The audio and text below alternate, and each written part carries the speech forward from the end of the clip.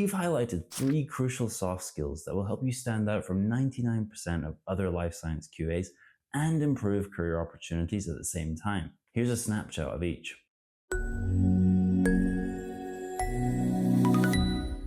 QA professionals are making a massive career mistake, and it's resulting in them being left out of decision making and not getting the recognition they deserve. Most QAs in life sciences think that if they hone their technical skills enough, the buy-in and recognition will follow. But the reality is, it just doesn't work like this. QAs who stand out and get listened to have an additional skill stack: soft skills. In this video, I'll show you 3 specific soft skills that will open more doors than any technical skill will. Technical skills get your foot in the door. Soft skills are what will let you open the door and take a seat at the decision-making table. So before we kick off Scilife's soft skills series, what are soft skills and how can you use them to stand out from other QAs in life sciences and achieve your quality goals? Let's start by saying what they're not. Soft skills and hard skills are not opposites. They're not counter forces working against each other. It's not one or the other. Soft skills and technical skills work together to amplify the reach of your technical knowledge. Behavioral science defines hard skills as the technical expertise and specialized knowledge needed to carry out specific tasks. In other words, they're specific to a particular job or field and are usually acquired through formal training, education, or experience. In QA, this could be things like knowledge about quality management systems such as ISO 9001, technical writing, root cause analysis, knowledge of regulatory requirements and compliance standards, etc., etc. Soft skills, on the other hand, could be described as human skills. Essentially, they're the mindsets and behaviors that influence how you interact with others in your daily work. These can be more difficult to measure and can mean that they get left behind and not prioritized. Let's put it like this. Your hard skills are the foundation. They're probably what got you the job, and they enable you to carry out your daily roles and responsibilities. Soft skills are the bridge that connects your technical abilities to other people that don't have the same technical knowledge, or perhaps other departments that don't share the level of knowledge that you have in a particular field. The FDA's 21 CFR Part 211.25 states that each person engaged in the manufacture, processing, packing, or holding of a drug product shall have education, training, and experience, or any combination thereof, to enable that person to perform the assigned functions. So while it doesn't specifically state you need soft skills, it does say that you need the skills, training, and experience to be able to do your job effectively. And one could argue that soft skills are very much needed to do that. Rapid evolution of technology and the increase in remote work environments across pharma, biotech, medtech, etc. means that mastering both soft skills and technical skills are critical to your success. But what is it about soft skills specifically that set you apart in life sciences? Why are they in such high demand? Well, let's break it down. Employers aren't just looking for people to tick off technical tasks. While I'm sure you're very good at what you do, the reality is there's quite a few people that could probably complete that same technical task. However, when you combine that ability with the capacity to connect with people, to lead a team, to relate to others, well then that's something very different. That makes you unique. It's also extremely valuable to the organization. After all, these human connections, that is what the backbone of the business is. Think about it. What kind of leader would you want to follow? Somebody that's smart, yeah, that has an understanding of the technical side, but also somebody that's calm, supportive, that's there for the team. But here's the reality. Not every leader can be an expert in each branch of the life science industry. It's just not possible. And that's okay. Leaders are often chosen, or should be at least, based on their ability to manage people and those skills rather than purely technical knowledge. If you're a leader, that's what your focus should be on. Guiding learning, making decisions, and facilitating a positive work environment. Your ability to communicate effectively, work with others, solve problems, those are the things that are going to make all the difference. If that wasn't enough, soft skills are key drivers of innovation. They can keep your team motivated and create a cohesive work culture. These are all skills that can set you apart from the competition. So remember this, don't overlook soft skills in life sciences. It can be the difference between your next promotion and getting passed over. It can be the difference between getting recognized for the work you're doing and being left in the dark. And the best part, you get to keep these skills.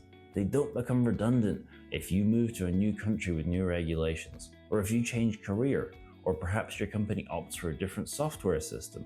These skills stay with you. They give you the competitive edge, not just in your career, but in your personal life as well. By focusing on both your technical expertise and your interpersonal skills, you can enrich your work relationships and also personal relationships and increase overall satisfaction. That's the true power of soft skills. I think we've made ourselves clear, right? Yeah, we get it. Soft skills, good. Work together with technical skills. Fantastic. But you might be wondering, can these skills really be taught? Can I learn these skills? And the answer is yes, of course you can. It is true, people start at different levels. You might start here and your colleague may start there. But in a different soft skill, you might be up here and they might be down there. Everybody starts from a different level, but you can make a difference. While everyone starts at a different level, the great news is that soft skills can absolutely be nurtured and developed throughout your life. And it all starts with awareness. That's the first step. Sit, reflect, and think about what soft skills you currently have and what level they are at. It's natural to have some that are stronger than others, but take a moment to think about it. See which ones you would like to work on. That's how you start. Once you know where you need to improve, you can focus your energy and practice those specific skills. As you go through each video in this series, take time to think. What would you do in that specific scenario? How would you use the skills that you have to solve that problem? If you notice a certain soft skill doesn't come naturally to you, that's okay. Maybe we just need to dedicate a little bit more time to engaging with it and practicing it. Real life situations in the real world offer endless opportunities to practice those skills, so you won't be short of chances to improve. Start by noticing how you use these skills in your day-to-day interactions, while completing your tasks at work, while meeting with your team. Consider how you build empathy, communicate with others, and read body language. All these moments, they're learning experiences. Use them. The key is not to get discouraged. Practice regularly and stay focused. The more you do this, the more your soft skills will grow. Embrace the journey of continuous improvement. With each interaction, you're improving your ability to connect, to lead, and to have a positive impact on the others in your team and in your surroundings. The more aware and intentional you are using your soft skills, the faster they'll develop and the bigger impact they will have. You might be an expert in pharmaceutical quality control, a master of medical device compliance, or a guru of regulatory affairs. But to truly excel in your role as a quality professional, you need more than technical knowledge. You're expected to make sure that processes meet strict standards, yes, but you're also not expected to do this in isolation. You're expected to do this with the help of others and working alongside others. Your success relies on how well you can work with team members, clients, and stakeholders. We've highlighted 3 crucial soft skills that will increase your effectiveness in quality management and improve your career opportunities at the same time. Here's a snapshot of each of them. Firstly, effective communication. Whatever you're communicating, whether it's quality standards to a team, compliance issues, or simply giving feedback to a team member, you have to explain information clearly, concisely, and sometimes compassionately. Ineffective communication can lead to costly errors, reworks, and missed deadlines. It can also lead to tension within professional relationships and even limit your effectiveness as a manager. To sharpen your communication skills, practice having face-to-face conversations with your team. Reflect on how they go and ask for feedback. Ask them to tell you how they think it's going, what you can do to improve. The second key skill is to think critically. Let's be honest, without critical thinking, your career in QA is going to be short-lived to say the least. Critical thinking is your ability to objectively analyze information, question assumptions, and use that data to make decisions. In other words, critical thinking means the death of human error. Think about it. When human error as a root cause comes out, why is that? It's because somebody sees a mistake, takes it at face value, and doesn't go any deeper.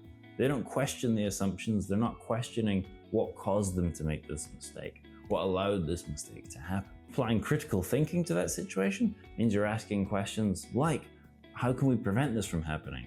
Why exactly did this happen? What process allowed this mistake to occur? In fact, quality assurance as a whole is just the ability to identify things beyond face value, beyond what is just in front of you, to question and to go deeper and to think critically to reveal the true root cause or the real reason something might have occurred. We don't just collect evidence for the sake of it, we use it to draw conclusions and confirm if a test result it supports the intended use or determine if a deviation warrants the opening of a kappa. Another key component of critical thinking is being able to understand how all the different components of a QMS work together and affect each other, seeing a change control being introduced and realizing that it will in turn affect training, looking over a kappa and seeing that it may indicate a supplier issue, which may result in changes to supplier validation processes. The third essential soft skill is leadership. Leadership in QA isn't about titles. It's about trust, it's about influence, it's about guiding people to make the right decisions, even if they don't report to you. Let's use an example of a common life science situation: negotiating timelines with manufacturing. Without strong leadership, these conversations can quickly become confrontational and stall. Effective leadership means you can align diverse teams and come to conclusions that are beneficial for all. Effective leadership means you can align diverse teams around common objectives, communicate expectations clearly, and hold people accountable while still maintaining positive relationships. Leadership also means being the calming presence during an audit, the person who navigates conflicting priorities with diplomacy, and someone who supports an organization through change rather than simply enforcing rules. Leadership can really make all the difference at a personal level as well. Take two teams of identical ability and give team one an honest, encouraging, and present leader, and then give team two an absent, critical, condescending leader. The difference is night and day. So how do you develop this skill? Well, in short, you have to practice. You have to practice leadership. Try anticipating team members' concerns.